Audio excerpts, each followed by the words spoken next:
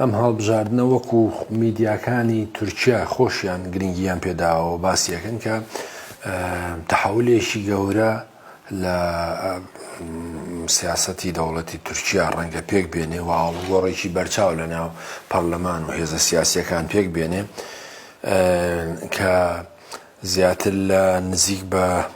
دەیەونیوێگە بێ کە ئاک پارتیا دوو دێ ئاک پارتی دەسەڵاتی کردوتە دەست ینی توانیوێتی شوێن بە جێگە و پێگە و موقعیت حیزبەکەی ئەتاتورک وەجەهەپە لێش بکە و جا هەرچی چۆنێک حسابی لەسەرەکەن ئەو یەکە مدەتێکی زۆر ئەردۆغان دەسەڵاتی بەدەستەوە بۆ حیزبەکەی دەسەڵاتی بەدەستەوە بووە ئەمە هەڵبژاردنانە بۆیە جگە لەوەی کە کۆتایی بەدەسەڵاتی ئاک پارتیەنێ کە بەرژەوەندیەکانی خەڵکی تورکیاشی لە بەرچاو نەگرتووە نەک دژایەتی گەلی کوردی کردووە لە باکوور و نەک هەر بەرژەوەندی ئابووری سیاسیەکانی دەوڵەتی تورکیای خسۆتە بەردەم مەترسی و بەپێی ئامارە نێو دەوڵەتەکان مەترسی بۆ لە وڵاتانی دراوسێشی مەسەلەن لەسەر یۆنان لەگەڵ ئیتالیا و تەنانەت لەگەڵ رووسیا لەسەر ئاوەکانی دەریای سپیناوەڕاست بۆ دەرهێنانی وزە و مەسەلەن دەخالەتی زۆری لە قەیرانەکانی لیبیا بە پشتیوانیکردن لەسەر ڕاج و فشارەکانی لەسەر بولگاریای دراوسی و ئەو یاریانەی کردوێتی لەگەڵ ئیسرائیل سەبارەت بە مەسەلەی حەماس و فەلەستین و ئەوانە بەهەرحاڵ وای لێ خوێندوێتەوە کە ئاک پارتی لە ڕابردووە ویستوێتی خەون بەسەر لە نوێ دروستکردنەوە و دامەزراندنی خلافەتی عوسمانی یا ئیمپراتۆریەتی عوسمانییان ئەو دەسەڵاتی کە پێش کۆتایی هاتنی ئیمپراتۆرەتەکەی بیگەڕێنێتەوە وە دەستی وەردانی زۆری کردووە و نەهامەتێکی زۆر بۆ خەڵکی تورکیا بەدەست هاتووە و لە هەمان کاتە مەسەندی قەت بەی ئاستی درا و ئابووری تووشی هەڵاوسان و ڕکودێکی زۆر بووە هەمووانە لە سای سیستەمەکەی ئاک پارتی بووە بەڵام نەشیاویستوە دەست بەردار بن بۆیە ئێستا ئەم هەڵبژاردنانەی کە لە 15 ئایار ڕۆدا ئەو هاوپەیمانێت بەڵێ ئەو چواردە ئەو هاوپەیمانێتی کە لە نێوان جەهەپەی کلیسدار ئۆغڵو و هێزە هاوپەیمانەکانی و بە تایبەتی بە پشتیوانی هەدەپەش بە نەزەری منەتۆ ینی میدیاکان ینی تازەترین چەند ڕاپرسی کە لە ماوەی ڕابردوودا کراوە دە ڕاپرسی دە دەستگا و دامەزراوەی گرنگ میترۆپۆل ئاکسۆن و چەند دامەزراوی تر لەناو ئەوانەیە لەناو ئەو دەدامەزراوی هەشت دانیان پیان وایە کە ئاک پارتی کۆتایی پیاتوە و جەهەپە و هاوپەیمانێتەکەی بە پشتیوانی هەدەپە ئەتوانێت سەرکەوتنی زۆرتر بەدەست بێنێ ئێمە شایەدی ئەوەین حیزبەکەی کلیسدار ئۆغڵوش حیزبەکەی ئاتاتورک ئەمانە مێژوویەکی خوێنایان هەیە خۆ لەگەڵ گەلی کورد و نەبێ ئێمە پێمانەوە بێ ئەوان فریاد ڕەسن و هەر لە سەردەمی ئەوان نابوو بەڕێز عەبدوڵڵا ئۆجالان فڕێنرا و تەسلیم کراوەتەوە هەر لە سەردەمی ئەوان نابووە قەتڵ و عامی دەرسیم کراوە ڕۆبۆسکی ئەنجام دراوە چی یعنی ئەو ئێمە پێمان وانییە جەهەپە فریاد ڕەسە دیموکرات خوازە وما هەموو مافەکانی گەلی کورد لە بەرچاوەگرێ بەڵام قسەکەوەیە ئێمە سیاسەت دەکەین و پێی بەرژەوەندیەکانی گەلی کورد دەجوڵینەوە و پێم وایە خودی کەمالیزار ئۆغڵو و خودی حیزبەکەشی لەوە تێگەیشتوون کە ئەوە بە تەنها ئاک پارتی و ئەردۆغان بە تەنها مەترسینین لەسەر گەلی کورد بەڵکو خود مەترسین لەسەر خودی حیزبەکەی ئەوان لەسەر خودی سیستەمەکەی ئەوان لەسەر خودی پێگەکانی دەوڵەتی ئەتاتورک کە حیزبەکەی ئەو دایڕشتووە بۆیە ئێستا هاتوون هاوپەیمانەتەکان پێکەناوە کە ئەکرا ئەوە زووتر بکرێ بەڵام ئێستا ئەوانەی لە ناو هاوپەیمانەتێکی کلیسدار ئۆغڵن ئەوانە دوێنێ هاوپەیمانی ئەکەپە بوون و ئەوانە ئەکەپەیان دروست کرد و پشتیوانیان کرد لە ئەکەپە بەڵام بۆیان دەرکەوت کە ئەو سیاسەتانە لە بەرژەوەندی خودی خۆیان و دەوڵەتەکەیان و گەلی کوردیش نییە بەهەرحاڵ هیوادارم لەوە تێگەی بن کە دژایەتی گەلی کورد ئاکامەکە ئەمێ و هەم ئەو ڕاپرسیانی کە وەکوتم هەم ناوەندی میترۆپۆڵ و هەم ناوەندی ئاکسۆی ئەنجامیان داوە شتێکی سەرنجڕاکێشی تایە ئەوەیە کە ڕێژەی دەنگەکانی هەدەپە لە ١٨ و لە ١٠.3 بەرز بۆتەوە بۆ لە ١١ تا لە 12.2 ئەمە ڕێژەیەکی زۆرە و ئەتوانێ هەرچەندە ئەوان ئاماژە بەوەژەکەن لە ١٩ دەنگدەری تورکیا دەنگی خۆڵەمێشیە بۆیە ئەم بەرزبوونەوەی ڕێژی ئاستی جەماوەری هەدەپە ئەتوانێ گرنگیە بێ و دەور و نەخشی زۆری هەبێ. یەکێکیان لەسەر ئەوەی کە هەدەفە نوێنەرایەتی حەقیقی بزوتنەوەی ڕزگاری خوازی گەلی کوردەکە لە باکووری کوردستان. دوو، ئەو دیعایانەی ئاک پارتی بە درۆ خاتەوە کە هەدەفە هەر خودی پەکەکەیە لەبەرەوەی لە ئاستی نێودەوڵەتی مامەڵی لێکرێ و لە کۆشکی ئەلیزێ چەند جار خەڵا دەدرێ هاوکاریان نەکرێن و پشتیوانی ئەوروپا و ئەمریکا لە پەرلەمانتارەکانیان هەیە. لەوەش گرنگترەوەیە گرتنی 10,000 ئەندام و سەرۆکەکەی و هاوسەرۆکەکەی و بەشێکی زۆر لە بەرپرسانەکانی لە زیندانە ئەم حرەکەتە دەنگەکانی بەقوتر بووە کەواتە ئەم حرەکەتە ڕێگەڕیشەی لە ناو خەڵکایە و دیفاع لە خواستەکانی گەلی کوردەکە لە خواستە مەدەنیەکانی گەلی کوردەکە. هەرچەندە ئاک پارتی ویستوێتی لە ماوەی چەند ساڵی ڕابردوودا لە ماوەی حکومڕانیەکەی خۆیان هەدەفە و پەکەکە یەکسان کا بەیەک، بەڵام ئەمە نەیخواردووە. بۆیە بە نەزەری من ئەم خاڵە پۆزەتیفانەی هەدەفە ئەتوانێت تەئسیری زۆر دانێ لەسەر برنەوەی ئەو هاوپەیمانێتی کە کلیزدار ئۆغڵۆ سەرۆکایەتیەکە و ئەتوانێت دەور و نەخشی هەبێ لەوەی کە هێزی سنگ و قورسایی گەلی کورد بخاتە بەرچاو کە هەدەفە و نوێنەرایەتی گەلی کورد دەتوانێت لەم ئینانەیان ڕۆڵ دەور و نەخشی بێ. هەرچەندە ئەردۆگان بە دوای زەمین لەرزەکەی تورکیا و بەهاتنی بۆ ئامەد و بۆ شارەکانی تر ویستی سەرنجی خەڵکی کورد و هەدەفە بەلای خۆیان ڕاکێشێ، بەڵام خەڵکی کوردستان ئەویان لەبیر نەچۆتەوە کە لە ماوەی 20 ساڵی ڕابردوو بەسەریان هاتووە ئەو قەتڵ و ئام و کوشتار و بەدبەختی و ماڵوێرانی و ئەوانە. بۆیە بە نەزەری من ئەم هەڵبژاردنە کۆتایی بە حکمی تاک جەمسەری ئاک پارتیەنێ و لە هەمان کاتە لانی کەم ڕەنگە بتوانێ ئەگەر بە ڕێژەیەش کەمیش بێ دیموکراسی حەقیقی بگەڕێتەوە بۆ تورکیا و ڕەنگە مافەکانی گەلی کورد باشتر ئیدارە بکرێ بچێتە پێش و بتوانرێ ئەو نزیکایەتێک لەگەڵ کلیزدار ئۆغڵ و هاوپەیمانێتەکەی پێک بێ بە ئەوەی کە بەشداری حکوومەت بکە و پەرلەمانتارەکانی بگەڕێنەوە ناو پەرلەمان و بێگومان کە ئەو حکوومەتە تازەیە پێک دێ و تەشکیلە بێ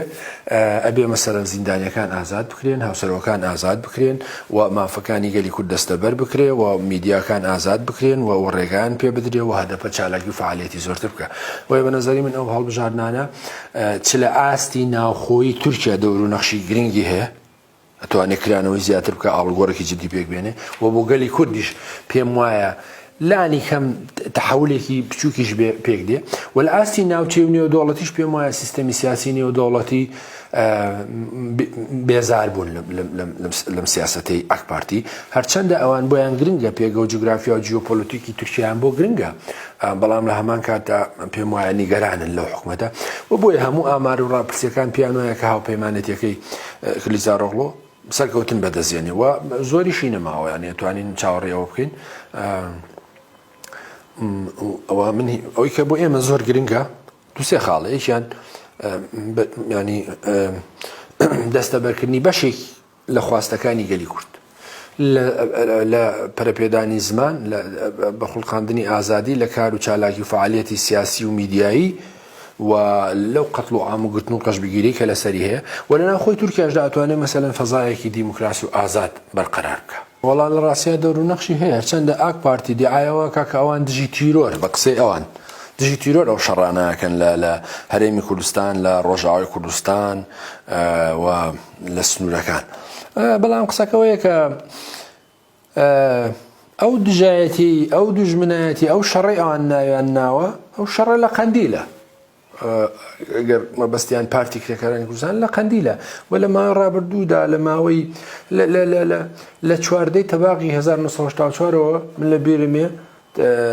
دوا بە دوایەوەشتان سۆچی لەر قسەیەکی هەبوو بەردەوام ئەیوتەوە یا پەکەکە لە ناوە بین یا پەکەکە لە ناوە بین، مەسە هەموو ساڵ ئەیان وتەوە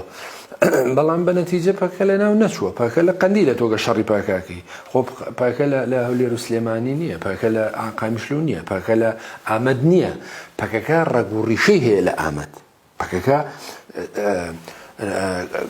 خاوەنی ئەم کولتورەیە و خاوەنی ئەم شۆڕشەیە و خاوەنی شەهیدەکانێتی، بەڵام تۆ گەرێتەوە بە حەقیقی ڕوبەڕووبوونەوە لە قەندیلەیەکە لە قەندیل سەرکەوتوو نەبووی، ئەمە حەقەتەکەیەتی. بۆیە بە نەزەری منەوەیە کە ئەو هێرش و پەلامارانە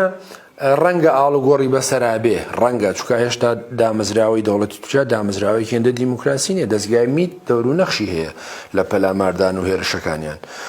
خۆ پارتی کراکارانی کوردستان لە لیبیا نییە ئەوان دەخالە لە لیبیاکەن و پشتیوانی لە لیبیاکەن خۆ لە فەلەستینیان پشتیوانی لە حەمازەکەن نەخێن پەیوەندی بەوە هەیەوە وەکو تمانێت سنووری دەسەڵاتی خۆیان پانوپۆرکەن و خەون بەگەڕانەوە ئیمپراتۆریەتی عوسمانی و داگیرکردنی مووسڵەوە بینن بەلامان کاتیشا دژی ئەزمموی هەرێمی کوردستانن چ لێرە چ لە ڕۆژاوە دژی من دوو ئەزمونن بۆیە بە نظری من هەموو ئەوانە دەور و نەخشی خۆیە بۆ زانین بۆچی لە حقیقەتدا ئەستاس هەر زوڵم و زۆرێک هەر ئیستیبدادێک هەر توندتیژیەک بەرامبەر هەر جوڵانەوەیەک هەر ئیتنی و نەتەوەیەک هەر جوگرافیاک ئەنجامیدەی نەتیجەکەی ئەمەی لێ پێیا بێ کە خەڵک قبوڵی نییە مثلا خۆ خەڵکی باکووری کوردستان یان خەڵکی کوردستان چیان نەویست گەلەوەی کە بە ئازادی بژین و بە دیموکراسی بژین و حزبێکە بێن وێنەرایەتیان بکە و زمانی خۆیان بخوێنن و خودی باکەش ئەمەیە بێ بەڵام قسەکەی تورکیا هەموو مەجالانەی داخستووە بۆیە بە نەزانی من هەموو ئەو فشار و دەخالەتانی تورکیا کردوێتی هەمووی ئەتوانێت ڕنگدانەوەی هەبێ لەس ڕنگدانەوەی نێگەتیڤی هەبێ لەسەر دەسەڵاتی یەک پارتی و ڕنگدانەوەی پۆزتیڤی هەبێ لەسەر خەڵک کە پەنا بە هاوپەیمانەتیشی ئاوا بدە ئەزانین ئوستاز سەبارەت بە بانگەشە من پێم وایە لەبەرەوەی بەشێکی خەڵکی تورکیا لە هەرێمی کوردستانن و مەسەن وەکو چۆن دەوڵەتی تورکیا لە ئەڵمانیا ڕێگای پێدرێ بانگەشە بۆ لایەنگەکانی بکە و معلوماتی جەنابەت لەم هەڵبژارنەیە نزیکەی 64 میلیۆن کەس دەنگەدا کە 3 میلیۆن و 250 هەزاریان لە دەرەوەن و نزیکەی 6 میلیۆن دەنگدەری تازە هاتووە 6 میلیۆن گەنج کە بۆ یەکەم جارە توانێت بەشداری هەڵبژاردنەکان بکات لەو 64 میلیۆنە لەبەرەوە چۆن لە ئەڵمانیا ڕێگادرێ بانگەشی هەڵبژاردن بکرێت ڕەنگە لەم ئەوەی کە بە جەنابیش باسیەکەی ئەمە نۆرماڵە مەسا توانێت لە سلێمانیش بانگەشە بکات بۆ خەڵکەکانی خۆ ئەمە لە نەزەری ئێمەوە ئاساییە بەڵام ئایا لە هەڵبژاردنەکانی کوردستانە ئەگەر ئێمە 50 کەسیشمان وەکو نوێنەرایەتی وەکو لاجئ کە هایشە لە ئەستەمبوڵ ئایا دەوڵەت تورکیا ڕێگادا ئێمە نوێنەرایەتی بکوێنەوەی بانگەشەی یان خەڵکەکەی ئێمە لێ بتوانە دەنگمان نایکە بەڵام سەبارەت بە لەوە زیاتر بە نەزەری من پەیوەندیەکان هەندێکی پەیوەندی هەیە بە پەیوەندی ئابووری و هەندێکی هەیە بۆ سنوورانەوە ئێران و تورکیا دەخالەتیان هەیە بێگومان ئێران و تورکیا دەخالەتیان زۆرە لە کاروباری کوردستانی عێراق و باماشی وەکو دەوڵەتەکانی تریش بەڵام بە نەزەری من هەر پەیوەندیەک لەگەڵ وڵاتانی دراوسێ هەر پەیوەندیەک لەگەڵ وڵاتانی داگیرکەری کوردستان لەسەر حسابی ئەو پارچەیە بێ بەڕێی من کارێکی نەشیاو و خراپە و نابێ ئەمە بکەین ڕاستە مەسەلەن کێشە و ململانێ لە نێوان پارتی دیموکراتی کوردستان و پارتی کرێکارانی کوردستان هەیە لە ڕووی جوگرافی و تاریخیەوە بەڵام بە نەزەری من ئەمە نابێ بکاتەوەی کە ئێمە دۆستایەتی تورکیامان پێ باشتر بێ لە دۆستایەتی پارتی کرێکارانی کوردستان و بەماشەوە بۆ پارتی کرێکارانی کوردستانیش ڕاستە ئەبێ پارتی کرێکارانی کوردستان ئەزمموی باشووری کوردستان لەبەر چاو بگرێ و پێویستیەکانی لەبەر چاو بگرێ بۆیە با حاڵیانی هیچ کام لەو دۆستایەتیانی وڵاتانی داگیرکرد کارێکی باش نییە نە پشتیوانی کردنی تورکیا نە ئێران نە سووریا نە عێراق بەڵام قسەکەوەیە باشترین ئەڵتەرناتیڤ بەڕێی من بۆ قسەی جەنابدەوەیە کە هێزەکانی کوردستانی باشوور باکوور ڕۆژاو ڕۆژهەڵات هەمیان بەیەکەوە بتوان لە پلاتفۆرمێکە لە کۆنگرێکی نەتەوەیە ئەم شتانە تەحریم بکەن من پێم ئاساییە پارتی کرێکارانی کوردستان لەگەڵ عێراق یا لەگەڵ ئێران پەیوەندی هەبێ پەیوەندی سیاسی تاکتیکی لە خزمەت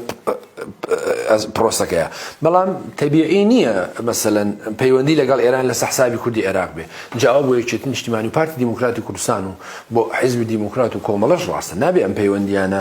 لەسەر پەیوەندی لەگەڵ وڵاتێک لەسەر لە دژایەتی لەگەڵ پارچەیەکتر بێ بۆیە پێم وایە ئامارەکان دەڵێن کە ئاک پارتی ئەڕوا کۆتایی پێدێ بەڵام دەوڵەتی تورکیا لە شوێنی خۆی مێنێتەوە هیوادارم ئەقلێت و بیرروبۆچوون و مامەڵە و شێوازی دەوڵەتی تازەی تورکیا یا سیستەمی سادەی تورکیا بگۆڕێەوە بتوانێت مافەکانی گەری کول لەبەر چاو بگرێ ئەمە گرنگە و حقیقەتێکی شێ ئوستاز ئەوەیەکە باسی ئەگەر باسی مێژووی چەند سەدە لەوە پێشت بۆ نەکەم باسی جەنگی جیهانی یەکەم جەنگی جیهانی دووهەم باسی ئەو هەموو قەتڵ عامی بەرامبەر کورد کراوە لە باکوور یعنی تەنانەت ئینسانەکان لە ماڵی خۆیانە نەیانتوانی بە زمانی کوردی قسە بکەن لسردمي اسم كمال اتاتورك وعصمت انينو ومندرسو وتعاقا بتشيلرو شوش نعم تواني وبزماني كل شيء كان بلان بالنتيجة كل ما وتو بويه يعني تفروتنا كردنو سرينا وي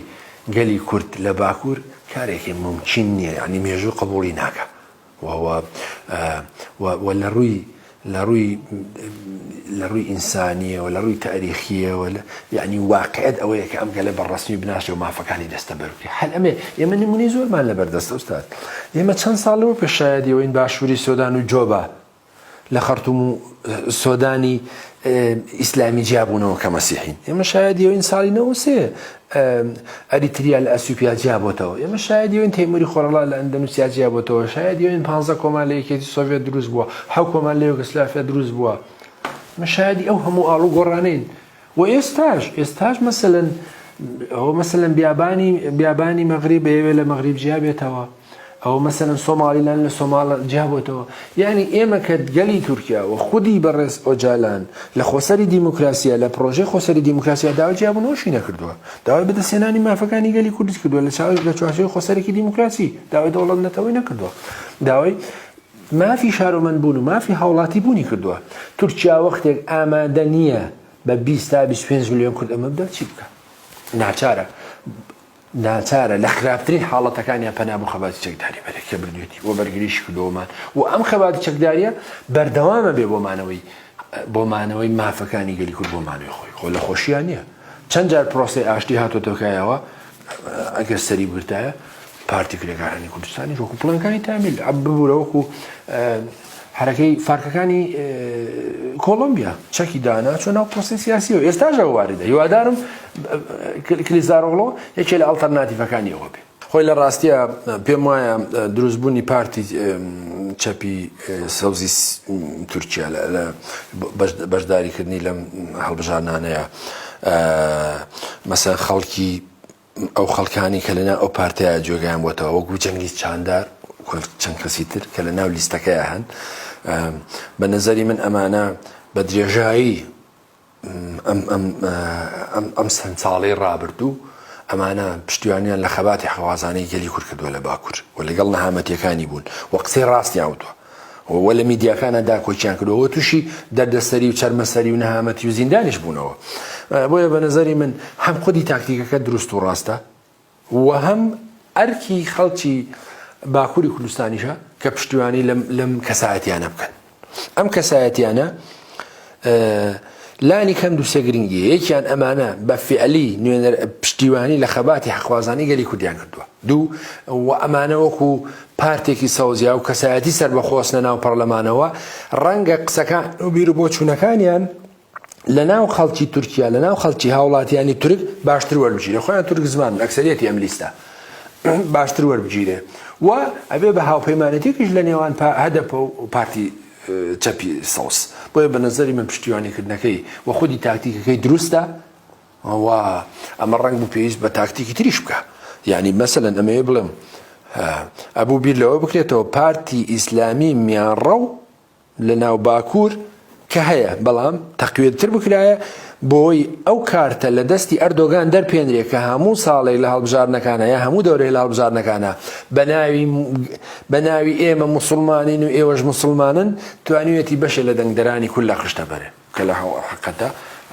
بەڵام ئەو کاندیداتۆرانەی ئەو پەرلەمانتارانەی ئەکەپە کاندیدیکردن و دەرچوون پشتیوانیان لە خەباتی ڕزگاری خوازی گەلی کول لە باکوور نەکردووە ئەوانە ئەگە قسەکەوەی لە ڕووی مەسەبیەوە دەنجانداوە بە ئاک پارتی بەڵامە بێەوە بزانن لە ڕووی نەتەوەییەوە دژی گەلی کورد بوون ئەرکمانە ئەرکێکی مۆراڵی ئەخلاقیە بە نیسبەت خەڵکانی وەکو ئێمەوە وە پێشم وایە بە حەقیقەت ئێوەش لەوە تێگەن کە بەشێکی زۆری خەڵکی باشووری کوردستان پشتیوانی لە خەباتی حەقوازانەی باکوور و ڕۆژهەڵات و ڕۆژئاواشەکە ئەمە بەشایە و لە ئاستی جەماوەریە ینی پێم وایە کەم خەڵک هەیە ینی دژ بێ و ئەرکی هەمومانە کە ئێمە پشتیوانی لەم پرۆسە سیاسیە بکەین بەرەو دیموکراتیزەکردنی بڕوە و ئەرکمانە پشتیوانی لە خەباتی باکووری کوردستان بکەین و ئەرکمانە پشتیوانی لە خەباتی شاخ یا شاری باکوور بکەین وما أركي أخلاقي ومورالي هرتاج كودا وأركي بلام لبران أركي خلشي باكوري شبشتوعي لأزموني هرمي كردستان وبارد خفكا وبيش ما بتشاقبون وتندرزبوني بيونديكاني نيوان بيكاكا هدفا يكيتي بارتي لم دوناوتشيا وزياتر مثلا هسدا وبروشلاتيش مثلا كومالا ديمقراط بجاك أتواني كو امكيشاني قالي كور صفر كادوا ولا برانبريا أتواني مثلا تاكتيك واستراتيجيكاني ام هيز سياسيان قال يكون بريت السروا واتواني يقدر توي زياتر بدي بينه او ناكو كم يعني كهي كوتاي بيبيني وهند ريغان دري بدخالتي ولاتاني منطقه ويبقى نظري من أما خوي امريكا من وتم سبارت بها وبيمانتي سبارت بها وبندي وها خواني وبشتيواني ام بارساني كردستان يعني كاريكا بيستي بقصة الدنيا بيستي بواقع دوي دي فاكتو او ابي او بكري كان نايكين اما غلطك يا بنصري من ومن يودارم هذا بو بارتي ساوس بتوانن لو رجعني كلا وقوتم لا ناوندي اكسون ومتروبول وكان ناوندي تر يودارم توانا دنجي زورتريش بين لو لسطا دوانزيه وغرينغا خلشي باكوري كردستان خلشي كردستان غرينغا كا بجدي وبحماس بجداري ام بروسي هالبجار نبكن كارتشان دا امارا كان لن سطا هشتا وبيستا سطا نهوت خلق احتمالي هي دنگدا بو بركنو ام شخصت كرسي برلمان بلام گرنگا ويا قالي كرد لباكوري كردستان بشكلك بجداري بكا بشكلك زور شر وبشتيواني لمدو هيزا سياسية بكا چوكا بيوندي هي بشارة نوسي خوانوا بيوندي ونابي امانة ويان اللي بيشيتو كلمة ويدو دي رابدو چان بسر هاتوا بويا گرنگا كا بشتيواني لحزبكي خوان لنويناتكي خوان بكن وابي أول برشا بقرن كبدان هزار كز لزندانه صلاح الدين دمير توشو قلشانو شو أمانة كالزندان أمانة بخاطري أوان قربان يدا يعني ما دام البشوازي كي لاني كم ديمقراسي ما في دنگدانتها أتواني بش لما فنتو ينجتماني وديمقراسي كان يخوض جيبجي زور قرنقا خلشي باكوري كردستان زور بتشري بجداري ام هالبجار نبكا وامر رجع تابقينا تستطاع دوانزا وسينزا وشواردش اتواني قرصاي وسنجي كرد زور تبكا وبيقوم ان تأثير لدهاتوشا تأثيري زور يبي